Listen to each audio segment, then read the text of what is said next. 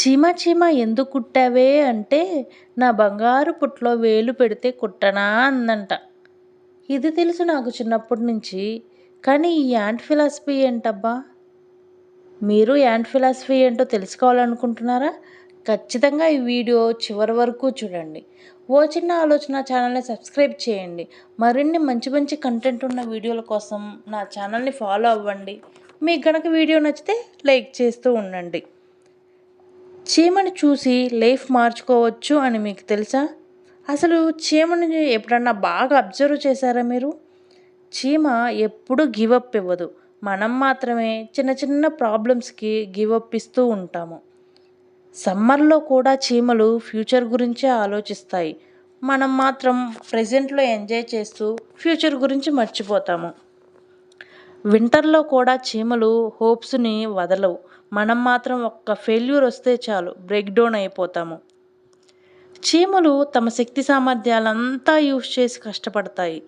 కనీసం మనము మన శక్తి సామర్థ్యాల్లో 50% ఎనర్జీ కూడా యూజ్ చేయము. అయితే మీరు మీకున్న 100% ఎనర్జీలో ఎంత ఎనర్జీ యూజ్ చేస్తున్నారో కామెంట్ సెక్షన్లో కామెంట్ చేయండి. నాకు తెలుసుకోవాలని ఉంది. అయితే చీమకి మనకి డిఫరెన్స్ ఏంటంటే సైజు మాత్రం కానే కాదు, మైండ్ సెట్. మనకి అట్లీస్ట్ చీమంత బుర్రున్నా కూడా మనం ఖచ్చితంగా లైఫ్లో సక్సెస్ అవుతాము. అయితే అసలు ఈ యాంట్ ఫిలాసఫీ ఏంటో బ్రీఫ్గా చూద్దాము. Point number 1, ants never quit. మీరు ఎప్పుడైనా చీమలు వెళ్తున్నప్పుడు ఏదో ఒకటి అడ్డు పెట్టి చూడండి. అవి ఖచ్చితంగా ఆగవు. అక్కడే కూర్చోవు, అడ్డు పెట్టారు కదా కొద్దిసేపు ఆగి రెస్ట్ తీసుకొని వెళ్దాము అని. ఎటువైపు దారి ఉంటే అటువైపు ఎదుగుతా అటు ఇటు ఇటు ఇటు తిరుగుతా అవి ఏదైతే గమ్యానికి వెళ్ళాలనుకున్నాయో అక్కడికే వెళ్తాయి. అంతేకాని అడ్డు పెట్టామని చెప్పి ఆగిపోవు.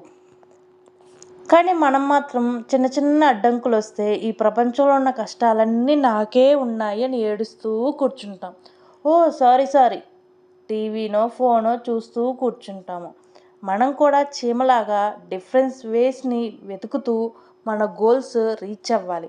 మధ్యలో చిన్న అడ్డంకులు వచ్చాయని ఆగిపోకూడదు.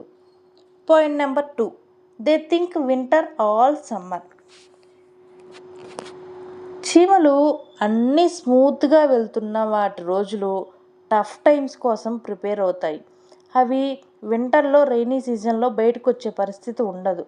అందుకే అవి ఆ సీజన్ కోసం కూడా ముందే ఫుడ్ని సేకరించి పెట్టుకుంటాయి. సో ఎప్పుడు ఫుడ్ని కలెక్ట్ చేసే పనిలోనే ఉంటాయి, సీజన్తో సంబంధం లేకుండా. మనం కూడా లైఫ్ స్మూత్గా వెళ్తుంది కదా అని టఫ్ టైమ్స్ వచ్చినప్పుడు చూద్దాంలే అని కూర్చోకూడదు. ఏ టఫ్ సిచ్యువేషన్స్ అయినా ఫేస్ చేయడానికి రెడీగా ఉండాలి. ముందే మనీ అయినా స్కిల్స్ అయినా ముందే నేర్చుకొని మనీ అయితే సేవ్ చేసుకొని పెట్టుకోవాలి. టఫ్ టైమ్స్లో చూద్దాంలే అని ఎదురు చూడకూడదు. Point number 3, they think summer all winter. Tough టైమ్స్లో డీలా పడిపోవవి.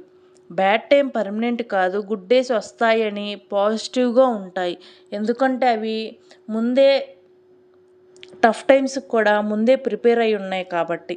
మనం కూడా టఫ్ టైమ్స్ నడుస్తుంటే చాలు దేవుణ్ణి తిట్టుకుంటాము, చుట్టుపక్కల వాళ్ళని తిడతాము, ఫ్రస్ట్రేషన్ అంతా ఇంట్లో వాళ్ళ మీదే చూపిస్తాము. గుడ్ టైమ్స్ అయినా బ్యాడ్ టైమ్స్ అయినా పర్మనెంట్ కాదు అనే విషయం కనుక ప్రతి ఒక్కరూ గుర్తుపెట్టుకుంటే ఈ లైఫ్లో అందరూ ప్రశాంతంగా ఉండొచ్చు. సో మీరు కూడా గుడ్ టైమా బ్యాడ్ టైమా ఏదైనా టెంపరీ అనే విషయం గుర్తుపెట్టుకొని మీరు ప్రశాంతంగా ఉండండి, మీ చుట్టుపక్కల ఉన్న వాళ్ళని ప్రశాంతంగా ఉంచండి. Point number 4, they give their best effort. అసలు మీరు ఎప్పుడైనా చీమల్ని ఒక చోట కదలకుండా పడుకొని ఉండడం కానీ కూర్చొని ఉండడం కానీ టీవీ చూడడం కానీ చూసారా? అవి ఎప్పుడూ ఒక చోట ఉండవు.